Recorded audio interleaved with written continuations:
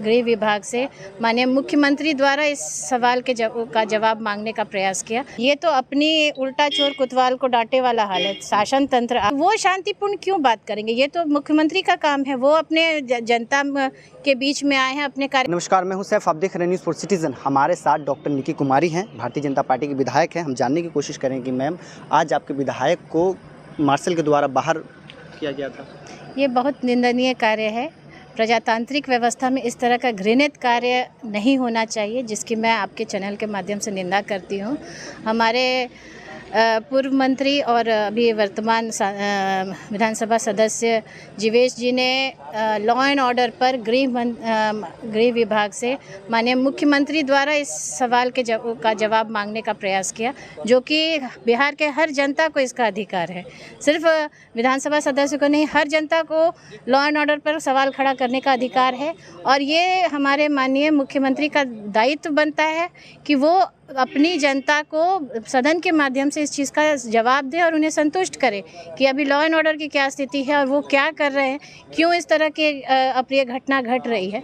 तो यही डिमांड उन्होंने रखा, जो कि हमारे विधानसभा अध्यक्ष को पसंद नहीं आया और वो इस तरह के कार्य। एक ऐसा वक्त था जब आप लोग निकलवाए थे, ये वक्त है कि वो लोग निकलवा रहे हैं? नहीं, ऐसा नहीं था। जिस समय हम लोग सत्ताधारी पक्ष थे और राजद विपक्ष में थे, तो राजद के लोगों ने बहुत अमर्यादित काम किया था।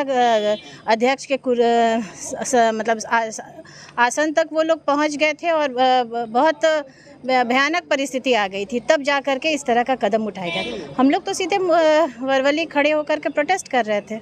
नीतीश जी आप लोगों की बातों का जवाब देने में अक्षम है क्या? अब ये तो जवाब वही दे, क्योंकि वो फेस क्यों नहीं कर रहे हैं विपक्ष को, या सदन में आकर के कोई दूसरा प्रश्न का जवाब होता है तो वो आके खड़े हो जाते, और जब उनसे प्रश्न किया जाता है तो वो प्रभारी मंत्री से डलवाते हैं। तो आप जनता को फेस क्यों नहीं कर रहे हैं? क्यों आपका कॉन्फिडेंस लैक किया हुआ है?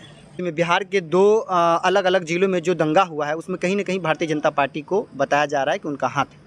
ये तो अपनी उल्टा चोर कोतवाल को डांटे वाला हाल है। शासन तंत्र आपका है, लॉ एंड ऑर्डर आपका है, सारी व्यवस्था आपकी है, और जिम्मेवारी दूसरे पर आप डाल रहे हैं। अगर बीजेपी वाले कर रहे हैं तो उसको साबित कीजिए आप, और अगर आपको ऐसा लगता है कि हमारे द्वारा हो रहा है तो फिर आपका तंत्र क्यों फेल है? इस पर आप जवाब क्यों नहीं दे रहे हैं?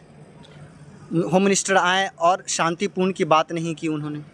नहीं, वो शांतिपूर्ण क्यों बात करेंगे? ये तो मुख्यमंत्री का काम है, वो अपने जनता के बीच में आए हैं, अपने कार्यकर्ताओं में ऊर्जा भरने, और वो जो उनका जो काम था उन्होंने किया। क्या लगता है कि अभी जो जातीय जनगणना का हुआ है, दूसरा स्टेप चल रहा है मैम, उसमें कोडिंग सिस्टम के माध्यम से किया गया है।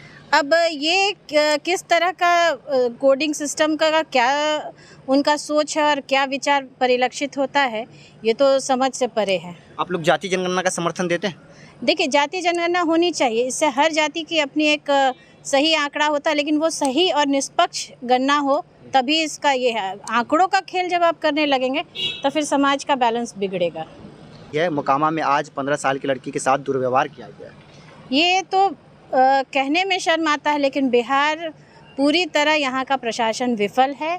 न महिलाएं सुरक्षित है, न शराबबंदी है, न लॉ एंड ऑर्डर है, न किसी भी कर्मचारी को सही तरीके से पेमेंट मिल रहा है, न कहीं वैकेंसी निकल के किसी को जॉब मिल रहा है।